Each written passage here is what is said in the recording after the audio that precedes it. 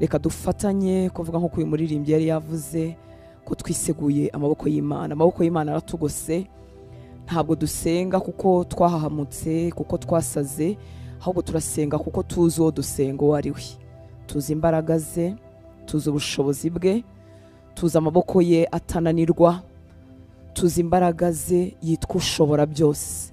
Ndagira ngo musange muri ubwo buryo, nk'uko umwana mutoya ashobora gusanga papa we azi neza ko nta kimunanira, uko niko data ameze.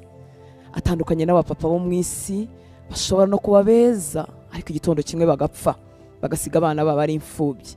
Data ahoraho, aragukunda, atwitayeho, niwe waturembuje ngo tuze muri ibi bihe byo kubana nawe, dutumbire mu maso he, duhabwe gutabarwa.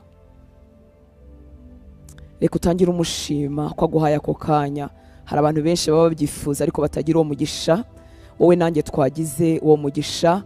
Reka tutangire tumushima, twongere tumubwire ngo turi hano data, nta wundi dushaka, nta muntu wadukiza, nta muntu wadutabara.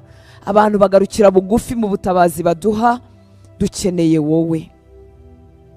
Ndizera ko umutima unyotewe Imana nawe ari ufite, ari Imana ushaka yonyine. Data, mu izina rya Yesu, tugize umugisha wo kugaruka mu kubaho kwawe uyu mugoroba. Niko kuri Imana yacu kandi ubera hose icyarimwe, naho twahoze wari kumwe natwe, ariko uyu ni umwanya tugize ibyo dushyira ku ruhande kugira ngo tuze kukubwira ibyuzuye imitima yacu, kugira ngo kandi twumve nawe icyo tubwira.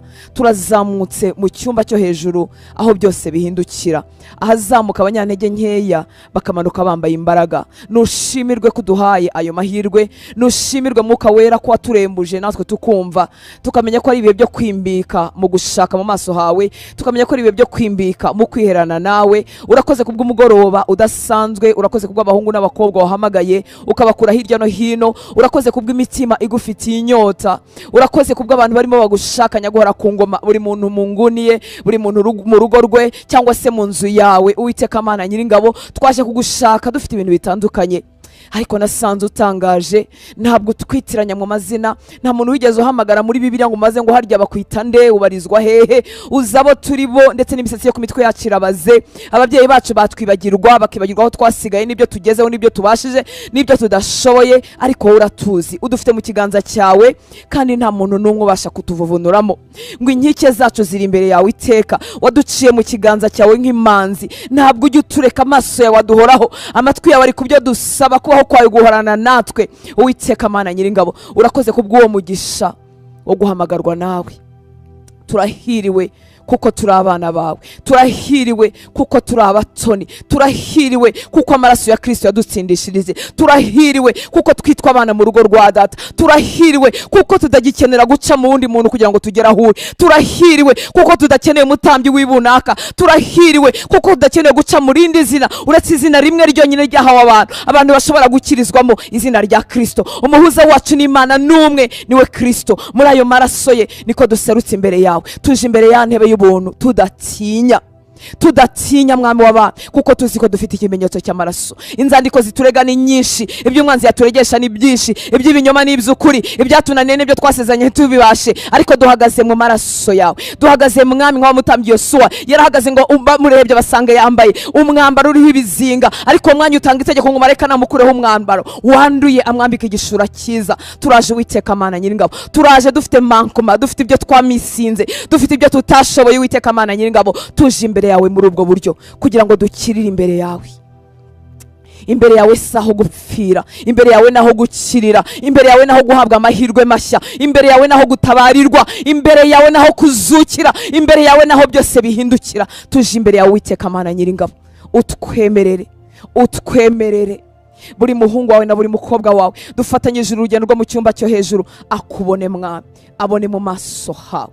Nta muntu n'umwe waje mu isi aje guherekeza abandi, nta muntu n'umwe waje mu isi utamuvuzeho, utamufiteho umugambi. Unyemerere mwami buri muntu akwibonere, mu ntambwe ntoya yateye, mu bushobozi bukeya, agenda bukeya uko imbaraga ze zingana, unyemerera kubone mwami. Ndahamye neza ko nakubona azaba muri babandi basiganwa, azaba muri babandi batagishogora, azaba muri babandi batagisubira inyuma, azaba muri babandi batakibutswa gusenga, azabe muri babandi batakibutswa gupfukama, azabe muri babandi batakibutswa kurara ku karago, azaba muri babandi bihutira mu cyumba kugira ngo bihererane nawe. Gira ikintu ukora mu buzima bw'Uwiteka Mana Nyiringabo kizatuma ahora asiganwa yihutira kubaho uri.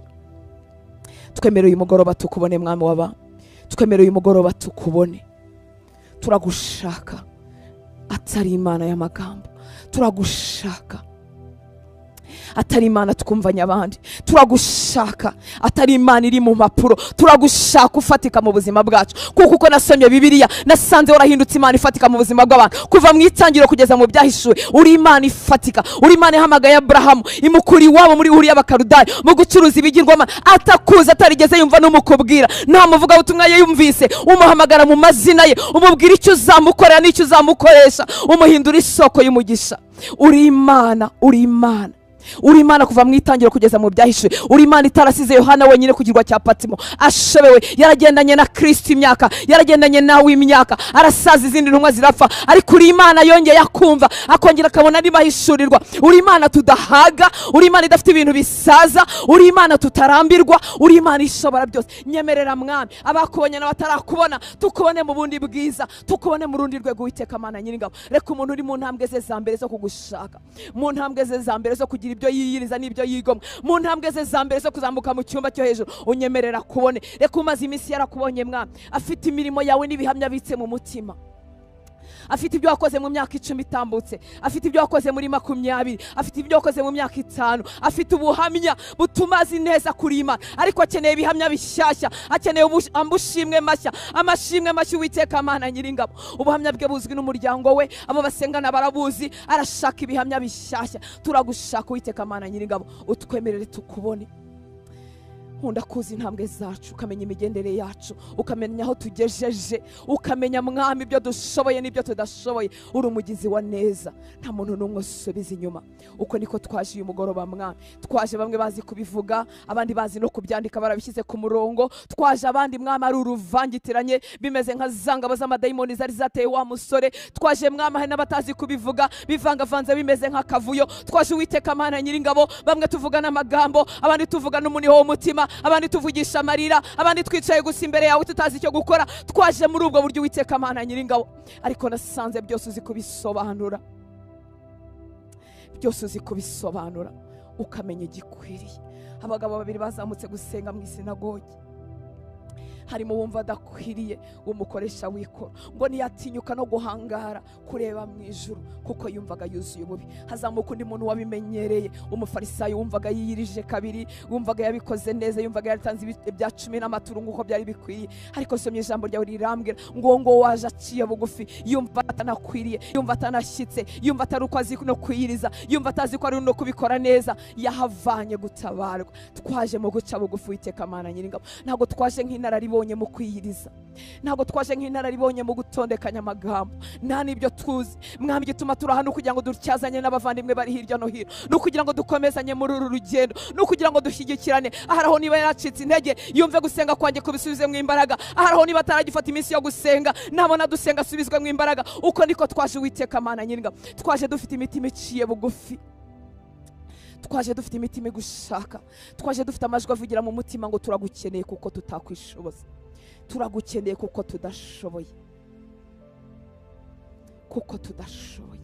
Abagushaka nabiteguye kwishingikiriza kuri wowe, abagushaka nabiby'ubwenge byageze ahantu bigahagarara. Abagushaka mwami w'abami nababonye imbaraga zigiraho zigarukira, abagushaka mwami nababonye ikimenyane kigiraho kigarukira. Abagushaka mwami nabageze kwa muganga bakababwira ko nta miti yabo bagifite, bakababwira ngo ndetse nibitahire. Abagushaka Uwiteka Mana Nyiringabo nabashakiye ubutabazi ahandi hantu ntibabubone. Abagushaka mwami nabafite imitima inyotewe no kubona itoro ryongera gusa nk'itoro ryo mu byakozwe n'intumwa. Abagushaka mwami nabafite imitima ishaka abagushaka kubona itorero rizuka, itorero rifite ububyutse, abagushaka mwami n'abarambiwe amateraniro wavanzwe n'ibyaha, abagushaka Uwiteka Mana Nyiringabo n'abarambiwe amateraniro atarimo imbaraga, abantu bakinjira barwaye bagasubirayo barwaye, abagushaka mwami n'abarambiwe ibiterane Uwiteka Mana Nyiringabo abantu badakirizwamo, abagushaka Uwiteka Mana Nyiringabo n'abahagaze nka Gideyoni barimo bavuga ngo imirimo twumvise kera iri hehe, imirimo twumvanye basogokuruza iri hehe.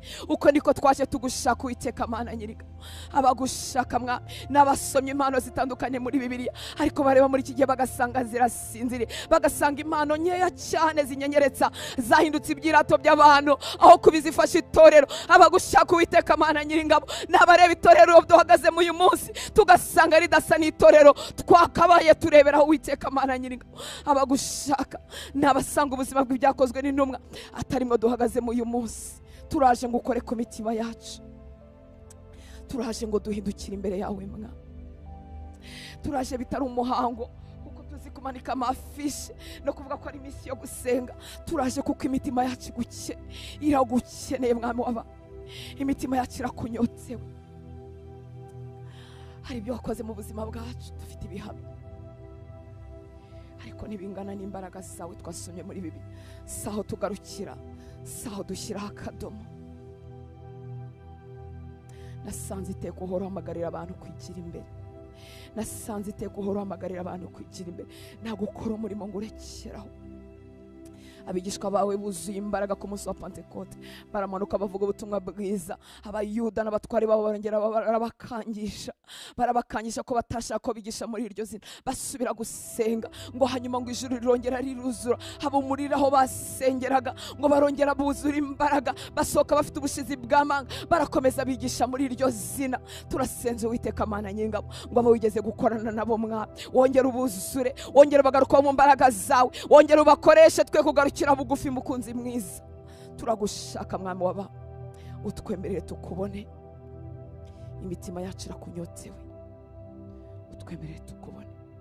Nta kindi tuzanye, nta rindi turo dufite, ariko tuzanye umutima ufite inyota, tuzanye umutima ushaka imbaraga zawe, tuzanye umutima urimo kuvuga ngo satura ijuru tukubone mu itorero ry'u Rwanda, satura ijuru tukubone mu miryango yacu, satura ijuru tubona abasore basiganwa n'abakobwa basiganwa bavuga ubutumwa bwiza, satura ijuru tubona abagore n'abagabo b'abakozi bawe buzuye imbaraga, satura ijuru Uwiteka Mana Nyiringabo itorero ryawe rigaragare mu bwiza bwawe, satura ijuru twe kurinda kwamamaza ko turi abakristo, ahubwo niba tureba basange turibo nk'uko abakristo b'igihe cya mbere babise abakristo kuko babarebye bagasanga barasa na Kristo. Satura ijuru mwami, uzana itandukaniro, uzana impinduka Uwiteka Mana Nyiringabo.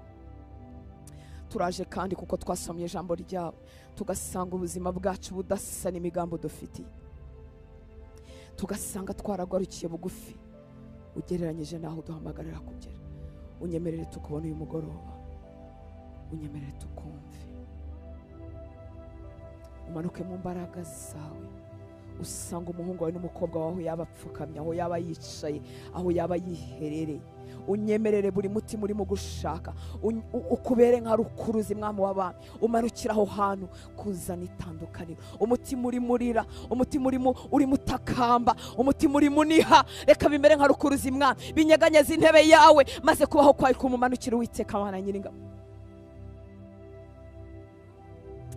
Asohokana ubuhamya ko yasuwe n'ijuru muri iyi minsi 7 y'amasengesho, asohokana ubuhamya ko yagenderewe n'ijuru, asohokana ubuhamya ko yagize amayerekwa mashya, asohokana ubuhamya ko yakiriye imbaraga nshya, asohokana ubuhamya ko ibyari bimuboshye bizamurekuye, asohokana ubuhamya ko atakiri imbata y'icyaha runaka, asohokana ubuhamya ko iby'isi bitakimutsinda, asohokana ubuhamya ko ibyara amaganya wabyujijemo amahoro menshi, asohokana ubuhamya ko ibyari bimurushije imbaraga uyu munsi arimo agenda hejuru yabyo. Urakoze Uwiteka Mana Nyiringabo, tuguhaye icyubahiro uyu mugoroba, imitima yacu irakunyotewe, ntabwo duhabwa kuza aho tuza dusiganwa mwami w'abantu kuko turyoherwa no kubahura. Umwanditsi wa Zaburi yaravuze ngo nk'uko imarakazi yahagizwa no kwifuza imigezi, ngo niko umutima wacu wahagizwa no kugushaka mwami, turakwifuza. Reka watakaje inyota mwami, turimo dusenga yumva inyota yo gusenga imugarukamo. Ariko watakaje ibihe byo gusenga no kwinginga no kwiyiriza, igihe dusenga mwami yumva izo mbaraga zimugarukamo. Urakoze papa, izina ryawe nirihabwe icyubahiro, izina ryawe nirishyirwe hejuru. Amen. Tuguhaye ikaze muri mugoroba wa mbere w'iminsi 7. Imana yo mu ijuru iguhe umugisha. Urakoze gusengana natwe. Haleluya. Uyu mugoroba ndifuza ko tuza gusengera mu ijambo riri muri Luka igice cya 19 umurongo wa 10. Haravuga ngo kandi umwana w'umuntu yazanywe no gushaka no gukiza icyari cyazimiye. Kandi umwana w'umuntu yazanywe no gushaka no gukiza icyari cyazimiye. Mbere yuko ngaruka kuri aya magambo ndifuza ko tugendana, ndifuza ko haleluya ko tugendana mu ntambwe imwe, kubera ko tuba dusenga turi ahantu hatandukanye, turi abantu batandukanye, turi mu byiciro byo kubana n'Imana mu buryo butandukanye. Ntacyo bitwaye, Imana ibasha kutwumva. Ariko twasanze igituma igitambo cy'usenga kitemerwa ni icyaha. Ibyo twese turabizi ngo igitambo cy'umunyabyaha ni kizira ku Uwiteka, ariko amatwi y'Uwiteka aba ku byo abakiranutsi basaba, amaso y'Uwiteka ababaho ntago abavaho. Ikintu gishobora kuba urusika rwo kutagendererwa n'Imana ni icyaha, ariko icyiza cy'Imana, aho Imana ibera nziza, nuko umunyabyaha itamwigizayo, ahubwo iramukiza. Mu kubaho kw'Imana ntabwo tuhakura ubutabazi bw'ibyo dushaka gusa, tuhakura no gukira icyaha. Yesu ahora ntangaza uburyo yabaga azi ibyo abantu bibwira, azi n'ibiri mu mitima yabo, azi n'ibyaha byabo, ariko ntagire umuntu aciraho iteka. Ndifuza ko tugendana gatoya mbere ko dusubira muri kiriya cyanditswe turi bwigeho, turi bunasengeremo ijambo ry'Imana mu Baheburayo, kuko ndifuza ko tuzamukana mu bwiru bw'Imana kugira ngo Imana itugeze ahandi hantu, kugira ngo Imana ituzamure ku rundi rwego. Ndifuza ko tutasigara, ndifuza ko utasigara. Mu rwandiko rero rw'Abaheburayo igice cya 6 umurongo wa 1 kugeza ku wa 3, rwandiko rw'Abaheburayo 6:1 kugeza kuri 3, haravuga ngo nicyo gituma dukwiriye kuba turetse guhora mu bya mbere bya Kristo. Nuvuga ngo habaho ibintu bya mbere, habaho ibintu by'ibanze, tukigira imbere ngo tugeraho dutunganirizwa rwose. Nicyo gituma dukwiriye kuba turetse guhora mu bya mbere bya Kristo, tukigira imbere ngo tugeraho dutunganirizwa rwose, twe kongera gushyiraho urufatiro ubwa kabiri, ari rwo kwihana imirimo ipfuye no kwizera Imana, cyangwa ngo twongere kubigisha ibyo kubatizwa no kurambikaho ibiganza no kuzuka kw'abapfuye n'iby'urubanza rw'iteka. Icyakora Imana nibikunda tuzabikora. Uyu mwanditsi w'Abaheburayo washyizeho aya magambo aradukwiriye twese mu ntangiriro z'agakiza. Hano twagombye guca, ariko ntitwagombye kugumayo. Uranyumva nshuti z'Imana? Hari ubwiru tubikiwe, hari amabanga y'Imana tubikiwe, hari ahandi hantu Imana yifuza kutugeza n'ibindi yifuza kuvugana natwe. Ni byiza ko twarenga uru rwego rw'ibanze. Ni nk'uko twavuze ngo ni inyigisho z'ibanze. Ubundi umuntu akwiriye kwihana imirimo ipfuye, akihana ibyaha, icyo kintu akagitambuka akajya ahandi. Ntabwo umuntu akwiriye kugaruka amasengesho y'iminsi 7 yongera kwihana icyaha twihannye mu kwezi kwashize, mu yandi masengesho y'iminsi 7, cyangwa uko agize ibihe byo gusenga agahora yihana cyaha. Niba ari nako bimeze, reka nkubwire inkuru nziza. Wirekeraho gusenga, ahubwo ngera Yesu umubwira ngo ndashaka kuva kuri uru rwego, ndashaka gutera intambwe. Dore ijambo ry'Imana ryatubwiye ngo ntidukwiriye kuba turetse guhora mu bya mbere, dukwiriye gutera intambwe ntiduhore mu bya mbere. Ubwira Imana utarajya ku bindi bikubabaje n'ibindi twese turimo dushaka, ariko ubwira Imana ngo Mana ntabwo nshaka guhora mu bya mbere, ndashaka gutera intambwe nkava mu bya mbere by'ibanze. Njyewe nawe Mana tukigirana imbere, tukagendana, sinsigare. Ntujye kubwira abantu ubwira ngo usigare. Tekereza uburyo Yohana yagenderewe ku kirwa cya Patimo. Ese ubu iyo marayika amanuka mu ijuru, cyangwa iyo yumva ijwi rya Kristo mu ijuru, yari kumanukira kumubwira ngo Yohana ngo ihana ibyaha, ngo ihana ubusambanyi, ngo ihana ubugome, ngo ihana inzangano? Reka. Tekereza Yohana ugiye kwerekwa ubwira butangaje, ugiye kubona Kristo mu cyubahiro cye. Tekereza uko gusurwa kugiye kumanuka, bigasanga Yohana aracyabwirwa kwihana imirimo ipfuye. Ntabwo byagendana. Imana yasitugiriye neza, ariko byose bibonerwa ku birenge bya Kristo. Aya mahishirirwa akomeye dushaka, ubwo butabazi dushaka, biri ku birenge bya Kristo. Haleluya. No gukira icyaha biri ku birenge bya Kristo. Icyiza cyo gusenga, dukuraho, nenge kuvuga ngo ni makiyaje ni iraduhindura. Iyo twisize duhinduka abandi bantu. Dukuraho ibintu dukenyeraho abantu bakatwita barokore, ariko tubizi neza ko atari ko bimeze. Iyo ugiye mu kubaho kw'Imana, ujye ugenda nk'ukuri, uyibwize ukuri, uvuga uti ikinyoma cyanjye kirakabije. Mba nteruye telefoni nkaba ndabeshya, mba mbwiye umuntu ambaje ngo uvuye he, nta n'impamvu, nta n'icyo mugomba, nta n'icyo asaba, nkaba mbwiye ngo mvuye aha atariho mvuye. umubwira ngo ikinyoma ndashaka kukirangiza, irari ry'ubusambanyi ndashaka n'ikindi kintu, nananiwe kubabarira, inzangano, gutsindwa n'iby'isi biranyuzuye, ndashaka kwigira imbere. Haleluya. kuko ubwiru bw'Imana ntabwo twabuhabwa tukiri mu by'ibanze, ngo nicyo gituma dukwiriye kuba turetse guhora mu bya mbere bya Kristo, tukigira imbere ngo tugere aho dutunganirizwa rwose, twe kongera gushyiraho urufatiro ubwa kabiri ari rwo kwihana imirimo ipfuye no kwizera Imana, cyangwa ngo twongere kubigisha ibyo kubatizwa no kurambikaho ibiganza no kuzuka kw'abapfuye n'iby'urubanza rw'iteka. Ndasaba Imana ngo Umwuka Wera akoreke ubuzima bwawe, ijambo ryose ryanditse muri Bibiliya ujye uhita urifata. Uzi ko umuntu ashobora gukizwa ariko agakomeza aburana, ese kubatizwa ni ngombwa, ese si ngombwa? Reka ijambo ry'Imana ryanditse muri Bibiliya rihinduka ubuzima. Umwuka Wera ari confirm mu mutima wawe, umenye ko ryahumetswe n'Imana, ryavuye ku Mana, ubashe kuryumvira. Kuko Imana yarahagurutse ingabo hagati muri twebwe muri aya masengesho. Niba se warageneye kuba mu missionnaire, uzajya kuvuga ubutumwa bwiza mu bihugu bitarageramo ubutumwa bwiza, ukaba ukihana imirimo y'ubusambanyi, ubwo se wazajya kuvuga ubutumwa bwiza abo ugiye gukiza ukabashyira urupfu? Imana yacu tugirira ubuntu, ifite imbaraga zo kudukiza. Iyo misengere uyivuge nk'ukwiriye, ubwira Imana uti ndarobanura, mfite abantu ntavugisha, mfite abantu nashyize mu gapfunyika mu mutima wanjye nkavuga ngo ababo. Ubwira Imana igukize. Tubikiwe ubwira, tubikiwe kubona Imana n'ubwiza bw'Imana. Amaso yacu si ayo kureba ibyandavuye, ururimi rwacu si urwo gusebanya no kuvuga abantu, kandi ari urwo kuvuga ubwiru bw'Imana. Amatwi yacu azumva ijwi ry'Imana, azumva kuyoborwa n'Imana, si ayo gutegera amatwi ibiganiro bipfuye. Ngwino twigirane imbere. Muri uyu munsi wa mbere tuzamuka mu cyumba cyo hejuru, ndakwinginze twigirane imbere. Buri muntu yibwire, nturebe undi, ntuvuge ngo buriya wa wundi dusengana babwira, buriya n'umugabo wanjye, buriya n'uwo turimbana muri korari, buriya n'umugore wanjye, ni wowe nanjye. Buri muntu wese afite ahantu yakwigira imbere.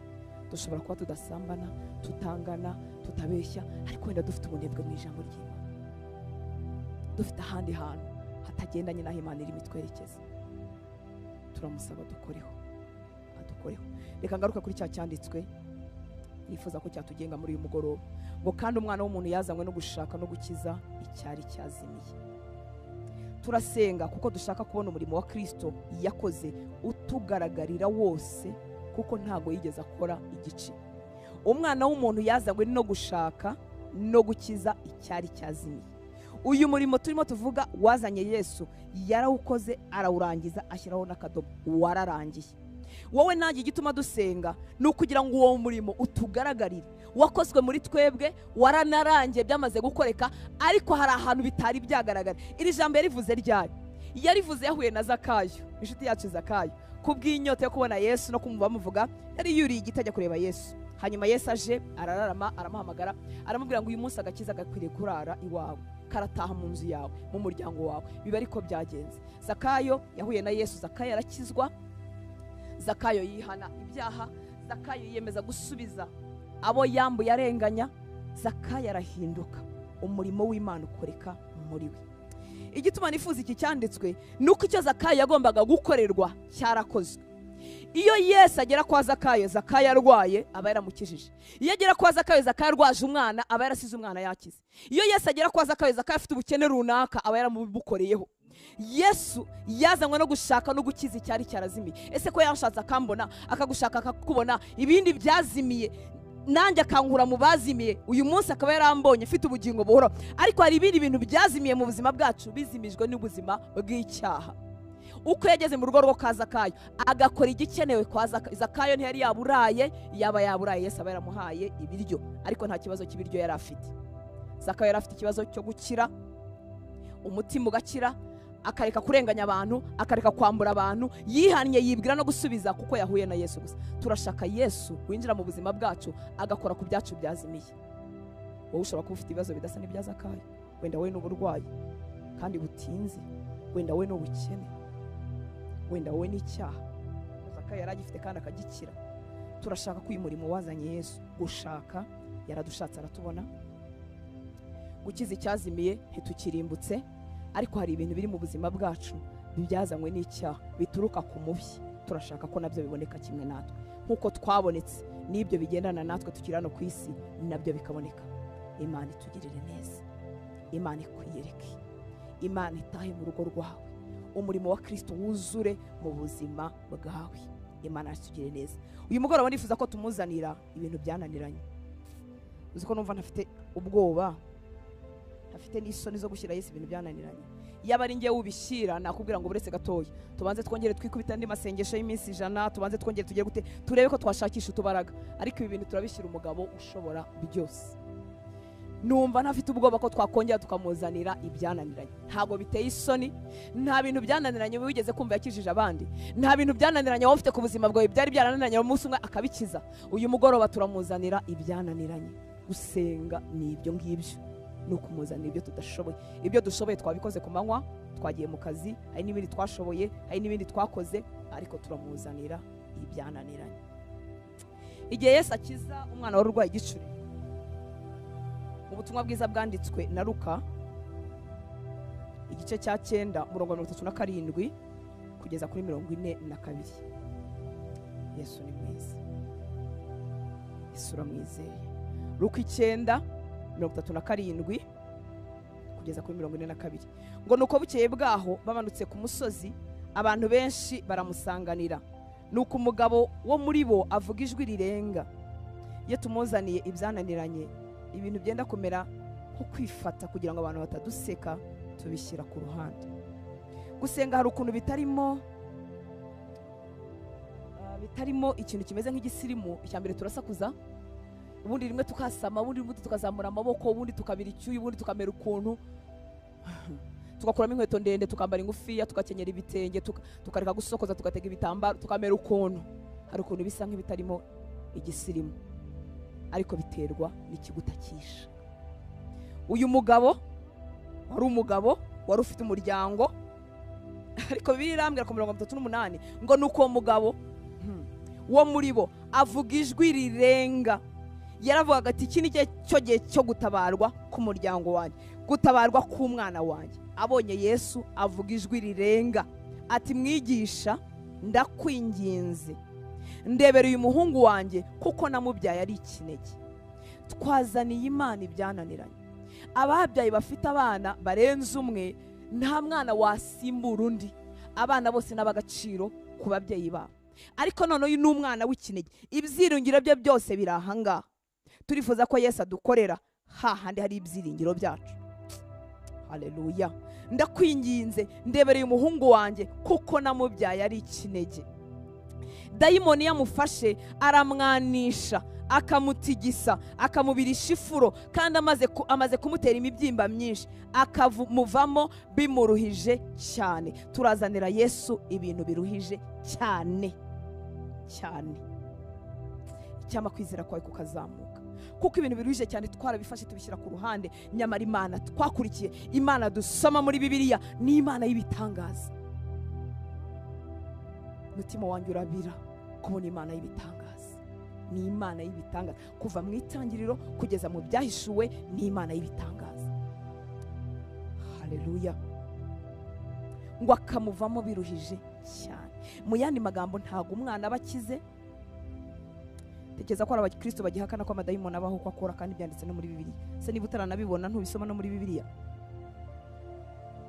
Amuvamo biruhije cyane, kandi nabwo ntago abamuvuyemo. Ni nko kwikoza hirya akazongera akagaruka, akazongera akamutera. Ibyo nibyo tuzanira Yesu. Hari ikibazo kikuzaho kikamera nka sikre, buri kwezi kwa kangahe kiba kigarutse. Iyo gishatse kirabyuka, iyo gishatse kiragusaza, iyo gishatse kimera ukuntu. Ngo akamuvamo biruhije cyane. Ninginze aha hantu uyu munsi hanyuze, kandi ubusanzwe sanzwe mpanga. Ninginze abigishwa bawe ngo bamwirukane, ariko ntibabibasha. Igituma sanzwe mpanga niki? Nuko bijya bitunanira, kandi turi abakozi b'Imana. Bikatunanira, turi abapasiteri, ugasengera umuntu akanga agapfa, ugasengera umuntu ntakire, ugasengera umuntu bikamera ukuntu cyangwa bigatinda, cyangwa mu bantu 100 wasengeye hagakiramo 5. Najyaga nkwanga ariko ndawukunda. Ninginze abigishwa bawe ngo bamwirukane, ariko ntibabibasha. Igituma uno murongo ngukunze uyu mugoroba, nuko turi bumuzanire ibyo twashyiriye abanyamasengesho ntibikunde, ibyo twashyiriye abapasiteri ntibikunde, ibyo twashyiriye abavuga butumwa ntibikunde, ibyifuzo twanditse bakabijyana mu rukuta rw'i Yerusalemu ntibikunde. Buri kintu cyose twazanye ntigikunde, turakizanira umwami w'abantu. Haleluya. Ninginze abigishwa bawe ngo bamwirukane, ariko ntibabibasha. Nyine ntibari babishoboye, ariko Yesu arabishoboye. Yesu arabasubiza ati yemwe bantu b'iki gihe biyobagiza nzagezayo kubana namwe no kubihanganira, kwizera kwabo ko ariko utarakura, amasengesho yawe yaracagase n'ibindi nk'ibyo ngibyo. Ngo zana hano umuhungu wawe. Umuhungu akiza dayimoni amutura hasi aramutigisa cyane. Uzi kubona umwana wawe ameze atyo? Uzi kubona umwana watwajwe n'igitugu na Satani? Uzi kubona ikintu kiri ku mutima wawe? Kuko ku mitima yacu hamwe hariho abana, ahandi hariho situasiyo runaka, ahandi hariho amagara yawe atameze, hari ibintu dufite ku mitima. Tekereza kubona umwana wawe ari mwapfa nk'uko uyu mubyeyi yamubonaga ari mwapfa, dayimoni aramutigisa kuko yari atarabona gukira. Yagize ngo bimeze nk'uko bisanzwe bigenda, kuko n'ubusanzwe yari asanzwe amutigisa, akamwanisha, akavuza induru, akamukubita hasi, akamuvamo gato, akazongera akagaruka. Ariko reka uyu mugoroba utubereye nk'uko uyu mubyeyi yaberewe, nk'uko uyu mwana byagenze mu rugo, muri uyu muryango. Uyu munsi yahuye na Yesu, ntago yamutigishije ubuzagaruka, yamutigishije agenda agiye. Ngo Yesu acyaha dayimoni, akiza umwana, amusubiza se. Haleluya. Icyama kwizera kwawe kukazamuka, icyama tugasanga Yesu ari nta wundi muntu tureba. Ndi umuyoboro wo kwibutsa ibye, ndi umuyoboro wo kwibutsa imbaraga ze, kugira ngo tufatanye kumwegera, dufatanye kumuhamagara, hanyuma turengere. Yesu acyaha dayimoni rimwe rizima burundu, umwana arakira, bamusubiza umubyeyi we. Ukurikije amagambo uyu mubyeyi avuga, iki kibazo ntabwo cyari cyadutse vuba ngaha, cyari ikibazo gitinze. Yari yaragerageje mu bazi ko babasha gusenga. Uyu munsi dushobora kuvuga ngo umuntu yaragerageje mu bo umuntu azi ko babasha kuvura. Ubwo turavuga icy'uburwayi, ariko nawe ukivuge mu izina bitewe n'icyo ari cyo ku buzima bwawe. Ni umugoroba wo kumuzanira ibyananiranye. Ubivuge mu magambo yawe, ubwira uti nasanze uri Imana ishobora byose. We wakijije uyu mwana w'urwaye igicuri mu ijambo rimwe, nanjye wankiza. Uzi ko hari n'igihe akiza atanavuze. Wa mugore wavaga amaraso imyaka 12, mu butumwa bwiza bwanditswe na Mariko igice cya 5:26, ngo nuko hariho umugore wari mu mugongo wari ubimaranye imyaka 12. Ababazwa n'abavuzi cyane. Ndagira ngo ibibazo tuzana uyu munsi bibe birimo bya cyane nyinshi. Umugore arababara cyane, ngo benshi bagerageza kumukiza, bamumarisha ibintu bye byose abitangamo ingemu, ariko ntibagira icyo bamumarira, ahubwo arushaho kurwara. Baramubabaza cyane, ibintu bye birashira cyane, amagara yarushaho gusubira inyuma kandi cyane.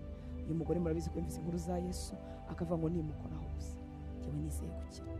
Hanyuma mukoraho koko arakira.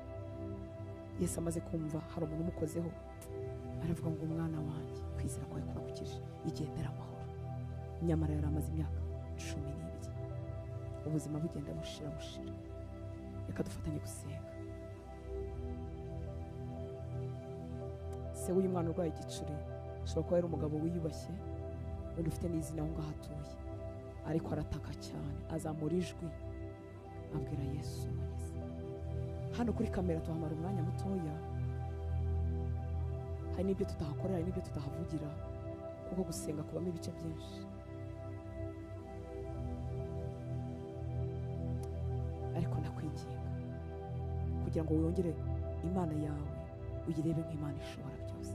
Wishyira akadomo ku kintu umuturanye ngo nuko kimaze imyaka, ku kintu kigutuyemo kiri mu buzima bwawe ngo nuko kimaze imyaka. Turamuzanira ibyananiranye. Yazanywe no gushaka no gukiza icyazimiye. Ntabwo yaje gukora umurimo igice. Ahantu hose yageze yasigaga ibintu bihindutse bitewe n'ikibazo gihari. Turamushaka mu buzima bwacu uyu mugoroba. Turasengera gatoya kuri kamera, hanyuma ndakwinginze, wataka mu gicuku, wataka mu gitondo cya kare, wakwiherera mu nguni yawe, ndakwinginze uhamagara Imana. Biracyashoboka, iracyakiza, iracyatabara. Data, mu izina rya Yesu, tugize umugisha wo guhura nawe. Tugize umugisha kuko tugufite nk'Imana yacu. Tugize umugisha kuko twakumenye nk'ishobora byose. imirimo yawe twongeye gusoma iratwereka ko udatinya ibyananiranye, ko udatinya ibitinze, ko udatinya ibigeretseho ngo cyane. Dayimoni aramwanisha cyane, aramugirira nabi cyane. Abaganga bamubabaje cyane, batumye ubutunzi bwe bwose bushira cyane, ntibashoboye kumukiza. Abigishwa ntibashoboye gukiza umwana urwaye igicuri, bimeze nabi, biravangavanze. Ariko Yesu ite kuko waserukaga, ibintu byashyirwaga mu buryo, kuko wazanywe no gushaka no gukiza icyazimiye.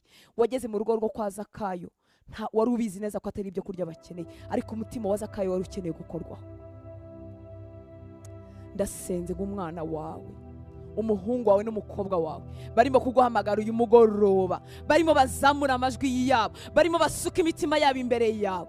Uwiteka Mana Nyiringabo, turakuzana ibyo ngibyo byongeyeho cyane, bitinze cyane, bibishye cyane, bisharira cyane, bidafite izina, by'uruvangavange. Turabikuzaniye Uwiteka Mana Nyiringabo kugira ngo ubikoreho. Imana dusenga, Imana twasomye muri Bibiliya, Imana si umwami wacu Yesu Kristo, Imana yaduhaye agakiza, ni Imana ishobora byose. Ntabwo ari Imana y'amagambo, si Imana ivuga gusa, ni Imana ivuga bigakoreka.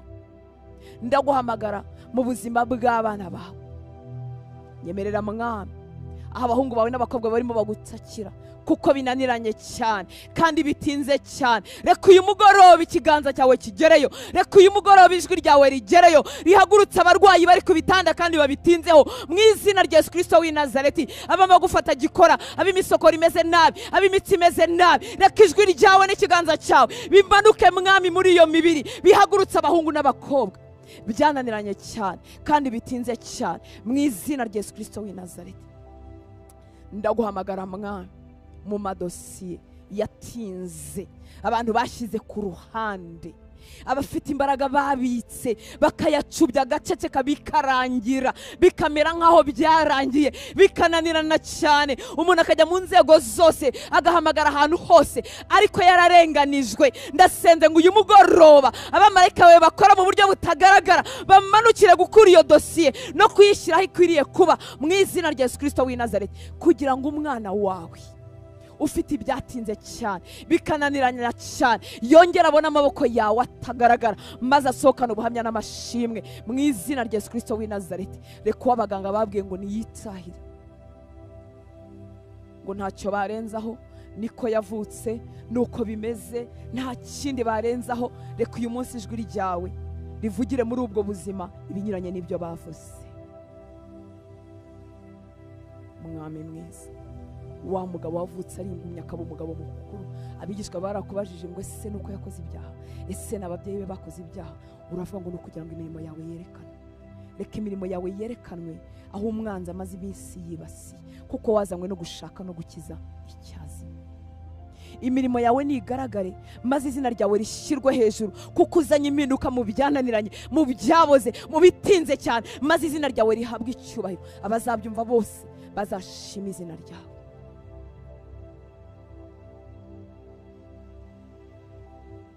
Reka dayimoni winjiye mu buzima ubw'abana batoya, ubw'abagabo bakuze, ubw'abagore bakuze, uyu munsi batwawe ubwenge, barimo bakoreshwa iby'uburetwa, bari mu byaha by'uburetwa, barimo basenya amago bategetswe n'uburetwa bwa Satani, barimo bagirira nabi imiryango yabo, bariho uburetwa bwa Satani, barimo bica imibiri yabo, bariho uburetwa bwa Satani.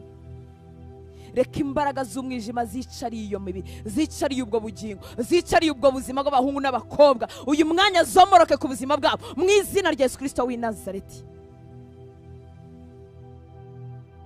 Dayimoni utwaje umuntu igitugu, uwo muntu si uwawe, rekura ubuzima bwe mu izina rya Yesu. Dayimoni winjiriye mu nzoga, umuntu agahinduka imbata y'inzoga. Dayimoni winjiriye mu busambanyi, umuntu agahinduka imbata y'ubusambanyi. Rekura ubuzima bwe mu izina rya Yesu Kristo w'i Nazareti. Umuriro wawe Kristo, umuriro wawe Kristo umanuke mu buzima bwe, umutandukanye n'uwo mugozi mu izina rya Yesu Kristo w'i Nazareti. Yumve guhurwa, yumve guhaga icyo cyaha mu izina rya Yesu. Reka imbaraga zawe Mwami, imbaraga zawe Kristo, imbaraga zawe zikore ku bimaze imyaka. Reka umwana w'umukobwa washyizweho ijambo ribi rikaremerera icyari umugisha we, rigasa nk'aho rirushije imbaraga ibyitwaga umugisha, rigasa nk'aho ritinze, rigasa nk'aho riyoboye ubuzima bw'imyaka 2, imyaka 3, imyaka 5, rigasa nk'aho rigenza ubuzima bwe ari ryo rifite aho rimwerekeza kandi ritaravuye kuri wowe, rikagenga ubuzima bw'imyaka 10 igashira. Iryo jambo n'imbaraga byazanye ku buzima bwe uyu mwanya bikurwe ku buzima bwe mu izina rya Yesu Kristo w'i Nazareti. Ni umunyamugisha, aratunga umugisha, arabyara, arashaka, aragubwa neza, arakingurirwa imiryango y'akazi mu izina rya Yesu. Reka umwana w'umuhungu watejwe kuzerera, umwana w'umukobwa watejwe kuzerera, atazi impamvu atarega amahano, atazi impamvu aticara ahantu, uyu mwanya ubuzima bwe bubohorwe mu izina rya Yesu Kristo w'i Nazareti. Ni umunyamugisha, ni umukozi wawe ukomeye, ariko umwanzi yibanze ku buzima bwe amubuza kuba icyo yagombaga kuba cyo mu izina rya Yesu. Uyu ni umugoroba w'ubutabazi, uyu ni umugoroba wo kubohorwa, uyu ni umugoroba wo gutaha mu migambi y'Imana no kugaruka mu by'Imana yari yamuvuze. Si hari yagarukira, oya mwami, ririya zina si ryo rye, kariya kazi si ko ke, buriya buzima si bwo bwe, si hari yagarukira. Turagarura abagore bataye amago kubwo kubatwa, turagarura abagabo bataye amago kubwo kubatwa, bafatiwe mu cyuho cy'icyaha. Uyu munsi reka ubuzima bwabo batuke, bucike ikigoyi, bucike umutego wabateze mu izina rya Yesu Kristo w'i Nazareti. Ubuzima bwabo bukurweyo. Wumve gusenga kw'abo bagore barimo babasengera, wumve gusenga kw'abo bagabo barimo babasengera, wumve gusenga kw'abo babyeyi barimo basenga. Abo babyeyi, abo bagore n'abagabo bazamuye abantu babo imbere yawe, nkuko babagabo bateruye wa muntu wari umugaye bakamucisha hejuru kugira ngo agere ku birenge byawe Yesu. Niko bateruye abagabo babo mu masengesho, niko bateruye abagore babo mu masengesho, niko bateruye abana babo mu masengesho, niko bateruye abavandimwe babo mu masengesho. Uwiteka Mana Nyiringabo, reka iri joro kubaho kwawe kuburizemo iby'umwa Satani yatindije, yamaze imyaka myinshi yiba, atwaza igitugu abantu bagenewe gukora umurimo wawe. Tuguhaye icyubahiro, tugushyize hejuru, tugushyize hejuru. Ndazamura abahungu n'abakobwa, umuryango w'inzozi ziva ikuzimu wakingutse cyane ku buzima bwawe.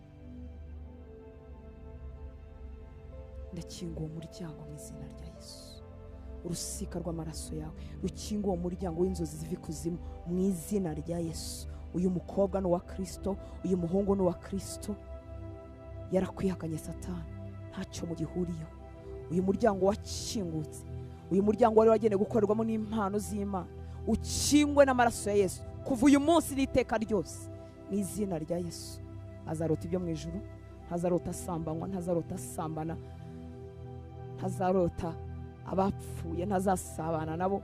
Kuva uyu munsi ubuzima bwe bwimuke, arota ibyo mu ijuru kuko afite impano zo kuganirizwa nawe Kristo. Urakoze Uwiteka Mana Nyiringabo. Ndasuka amaraso yawe mu mago yose umwanzi yibasiye. Amaraso yawe avuguruza amagambo mabi yose arimo avuga kuri imiryango umwanzi yibasiye mu izina rya Yesu Kristo w'i Nazareti. Amaraso yawe asibanganya igikorwa kibi cyose cyahakozwe mu izina rya Yesu. Aburizemo umurimo wa Satani wose wahakozwe mu izina rya Yesu Kristo w'i Nazareti. Amaraso yawe, amaraso yawe Yesu, amaraso yawe Yesu aminjagirwe mu nzu ye, aminjagirwe mu bye, aminjagirwe amaraso yawe. Amaraso yawe avuga ibyiza, amaraso yawe avuga imbabazi, amaraso yawe avuga umugisha, amaraso yawe avuga kwemerwa. Amaraso yawe Mwami Yesu avuguruze ikintu cyose kitavuzwe nawe kuri uyu muryango mu izina rya Yesu Kristo w'i Nazareti. Ntago bazapfa, bazarama batekereza abantu imirimo y'Uwiteka. Ntago bazasenya, bazubaka, bazabyara abahungu n'abakobwa, bazageza mu masaziro. Imirimo yabo irahabwa umugisha mu izina rya Yesu. Izi mbaraga z'umwijima zahagaze mu marembo ye y'ubucuruzi bwe kugira ngo atunguka nk'abandi. Yarakubashye, yaratuye, yatanze ibya 10 n'amaturo. Dayimoni uhagaze mu muryango kugira ngo ushyireho icyangiro, sohoka muri ubwo bucuruzi bwe mu izina rya Yesu Kristo w'i Nazareti. Ni umunyamugisha,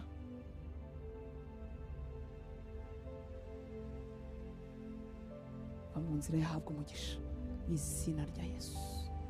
Azatunga, azatunganirwa, azakorera Imana, azubahisha Imana. Yagenewe kubahisha Imana, yagenewe kubahisha Imana, yagenewe kubahisha Imana. Mwami, ndazamura ubuzima bw'abahungu bawe n'abakobwa bawe, ndasengera amaboko yabo kugira ngo adatentebuka.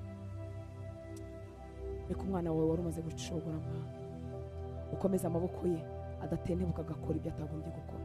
Komeza amaboko ye Mwami, adasubira inyuma akareka inzira y'abakiranutsi. Komeza amaboko ye Uwiteka Mana Nyiringabo, komeza amaboko ye Mwami, komeza amaboko ye, komeza amaboko ye Mwami, komeza amaboko y'umugore, komeza amaboko y'umugabo, komeza amaboko y'abahungu bawe n'abakobwa bawe, komeza amaboko y'Uwiteka Mana Nyiringabo, adatentebuka agakora ibyo abakiranirwa bakora. Komeza amaboko ye Mwami, komeza amaboko ye kugeza ku minsi y'ubuhamya, kugeza ku minsi y'amashimwe. Reka umucyo wo mu maso hawe umuvire, amenye icyerekezo gishya. Uyu muntu uhagaze mu mayira abiri Mwami, yibaza se arategereza, se arahindura paje. Reka umucyo wo mu maso hawe umuvire, amenye niba ari igihe cyo guhindura paje. Uwiteka we, vugana n'umutima we, vugana n'umutima we Mwami. Abageze ku minsi yo guhindura, abageze ku minsi yo guhindura, abageze ku minsi yo kuva muri biriya, vugana n'imitima yabo Mwami. Abageze mu gihe cyo guhindura inshuti zitari zo, vugana n'imitima yabo, bamenye ko ari bubwire. Abageze mu gihe cyo kwimuka ahantu hatariho, vugana n'imitima yabo Mwami, bamenye ko ari bubwire. Shyira ya conviction y'ukuri itavangiwe mu mitima yabo.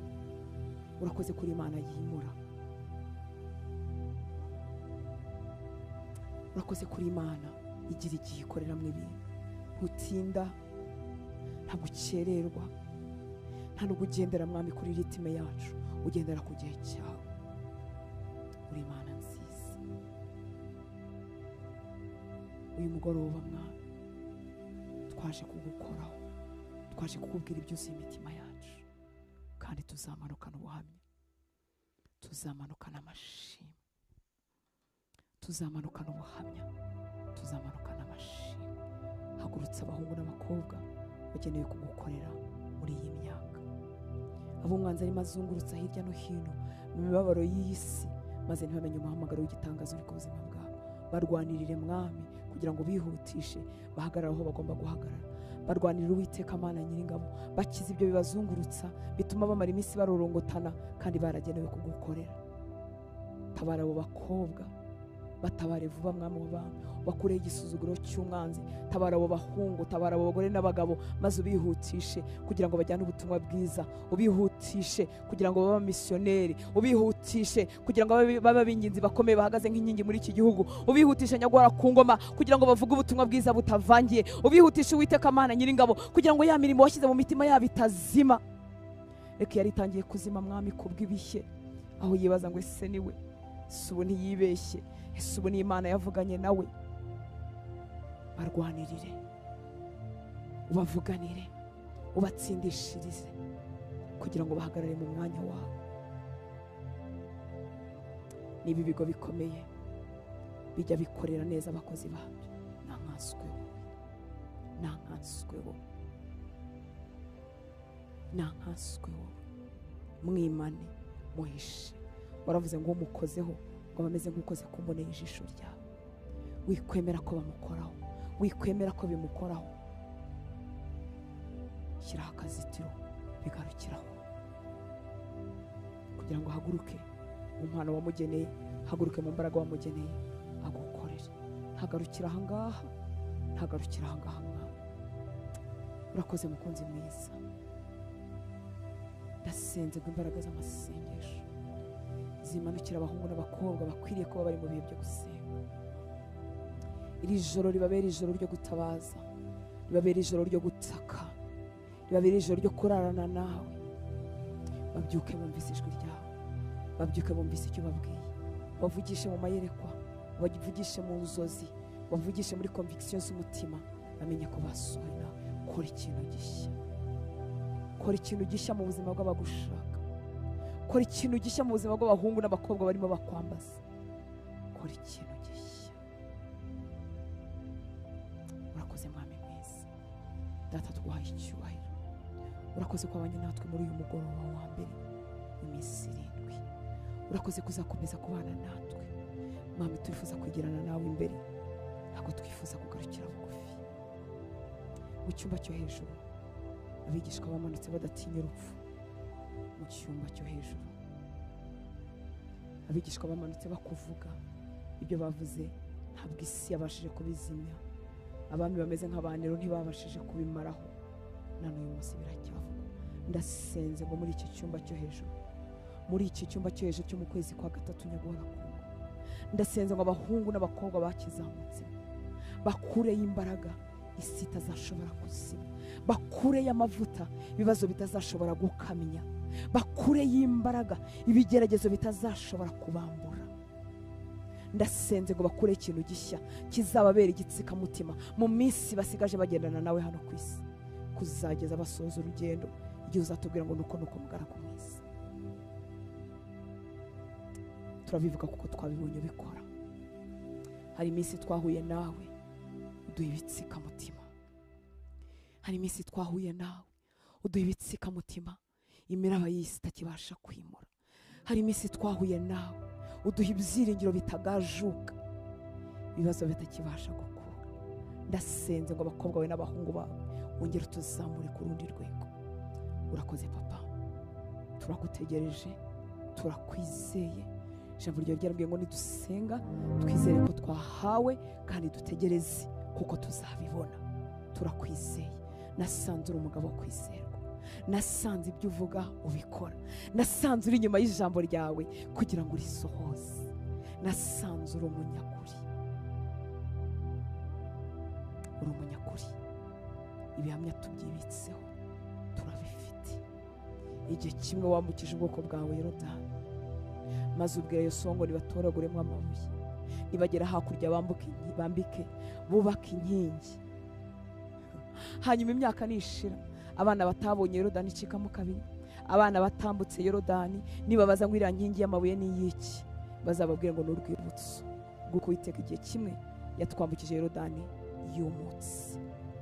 Mwami, dufite inzibutso z'ibyo wadukoreye, dufite inzibutso z'igihe wadukijije indwara, dufite inzibutso z'igihe wadukirije abana, dufite inzibutso z'igihe watugaburiye, dufite inzibutso z'igihe watubesheje mu mazu tutagira shinge na ryo, dufite inzibutso z'igihe wadukuye muri bya byaha byinshi. Turasengera abahungu bawe n'abakobwa ngo bubakire urwibutso rushya, ibihamya bishya, ibihamya bishya bibabera ibitsikamutima. Muri aya masengesho turasaba ibihamya bishya, ibitsikamutima bishya bituma umuntu atakidandabirana, bituma umuntu atakidandabiranywa n'ibihe. Urakoze papa, izina ryawe nirihabwe icyubahiro, ubwami bwawe nibuze, ibyo ushaka bikoreka muri iki gihugu, ibyo ushaka bikorwe mu miryango y'Abanyarwanda. Ibitavuye iwawe nibubura icyicaro muri iki gihugu cy'u Rwanda, nibibura icyicaro mu buyobozi bw'u Rwanda, nibibura icyicaro mu miryango y'Abanyarwanda, nibibura icyicaro mu mago yacu, nibibura icyicaro mu rubyiruko rwacu. Ibitavuye iwawe nibiburizwemo n'imbaraga zawe, ibyo ushaka aba ari byo bikora. Waduhaye isezerano ko hari imyaka Abanyarwanda bazakizwa basigara, tuzabona abasore n'abakobwa birukanka, tuzabona abagabo n'abagore birukanka bajya kwakira agakiza. Turabitegereje, turabitegereje mwami w'abantu, turabitegereje. Aho tutazumva imibare yo kwiyahura yiyongera, aho tutazumva imibare y'amadivorce yiyongera, aho tutazumva imibare y'abatinganyi yiyongera, aho tutazumva imibare y'abasinzi n'utubari dufurushaho gufunguka, aho tuzumva insengero z'ukuri, aho tuzumva ministry z'ukuri, aho tuzabona abakozi bawe n'abagaragu bawe, aho tuzabona abasore bahanura mu kuri, aho tuzabona abakobwa bahanura, aho tuzabona abagore n'abagabo mwami Imana bavuga imirimo yawe, aho tuzabona stade zuzuye abakizwa, aho tuzabona mwami imirimo yawe yaguka, aho tuzabona mwami abantu badashwana mu nsengero ahubwo batahiriza umugozi umwe, aho tuzabona imirimo yawe n'icyubahiro cyawe kizamutse ku misozi y'u Rwanda. Turabitegereje Uwiteka Mana Nyiringabo, kandi turacyakwibutsa kuko waratubwiye ngo yemwe abibutsa Uwiteka ntimukamuturize, ntimugaceceke. Mwami, tuzakomeza kukubwira kugeza igihe Rwanda izahindukira ishimwe, kugeza igihe Kigali izahindukira ishimwe, kugeza igihe tuzabona utubari dufunga ahubwo abantu bakizwa, kugeza igihe tuzabona amago yubakika, kugeza igihe tuzabona urubyiruko rwacu rudatinya gushaka kubera ibyo babonye mu mago makuru, kugeza igihe tuzabona imirimo yawe ikoreka mwami ku butaka bw'u Rwanda. Turacyakwibutsa, turagushimira ibyo ukoze, kuko natwe mwami twavuye mu bise byawe, natwe kuba twarakijijwe n'igitangaza. Ariko mwami bene wacu ni benshi batarakumenya, kora ku maso yabo batwikururwe mu cyobo tumwe bwiza barasi. Turakwizeye, tuguhaye icyubahiro mwami, uri mwiza, uri kwizerwa. Urakoze ko abanye natwe mugoroba, urakoze ko nta sengesho na rimwe ry'umukiranutsi ritakara hasi. Urakoze ko bihinduka ibikoresho ukoresha umurimo wawe. Urakoze kuko imbere yawe hari urwabya rw'izahabu rujyamo amasengesho y'abera. Urakoze mwami w'abantu kutakinze, ko waduhaye kwegera intebe yawe y'ubuntu. Urakoze kuko imitima yacu ihembutse, urakoze kuko imitima yacu yuzuye imbaraga zawe, urakoze kuko ubuzima bwacu bugutegereje budatenebutse. Urakoze papa, icyubahiro cyose nikikugarukire. Uha umugisha abana bawe barimo gushaka hirya no hino, abo dufatanyije urugendo. Uha umugisha umuntu wese dufatanyije kuri uyu murimo w'igicaniro. Uha umugisha abakora imirimo itandukanye kugira ngo iki gicaniro cye kuzima. Uha umugisha abatuma ubutumwa bwiza bubasha kugera hirya no hino. Uha umugisha abantu bose bafite inzara n'inyota byo gukiranuka. Uha umugisha abantu bose bakunyotewe kandi barimo bakwifuza. Ubaha umugisha, usubize gusenga kwawe. Dutegereje ubuhamya n'amashimwe bw'imirimo yawe, ibihamya bishyashya uzaba wubatse mu buzima bwawe. Urakoze papa, cyubahiro cyose nikikugarukire, kuko ari wowe ugikwiriye. Uri ukwizerwa, uri umunyakuri, nta muntu wageranywa nawe. Nubwo yaba umugizi wa neza, nubwo yaba abo twita imfura, twese uraturuta. Cyubahiro nikikugarukire, ibendera ry'ubutsinzi bwawe nirizamurwe cyane ku misozi y'iki gihugu cy'u Rwanda. Ibendera ryawe Kristo nirizamuke cyane, andi majwi yose atakubaha naburizwemo, andi majwi yose ahakana ubumana bwawe niyamburwe imbaraga. Ibendera ryawe rizamuke cyane, kuko nushyirwa hejuru